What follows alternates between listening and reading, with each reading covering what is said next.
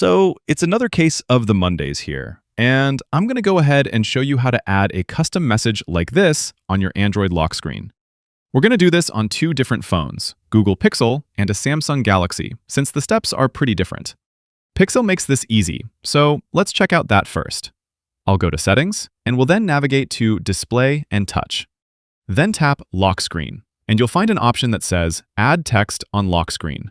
Type your message there, whether that's contact info in case you lost your phone, a motivational quote, or just something funny. That's really it.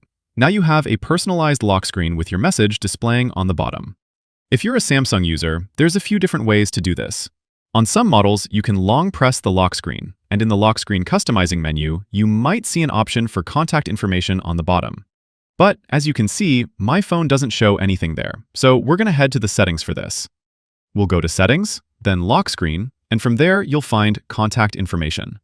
It says Contact Information, but you can use this for any type of custom message, and because I'm having a case of the Mondays, that's what I'm putting here as well. Tap Done, and you're done. Now you have a custom message on your lock screen cheering you up every time you're checking your phone.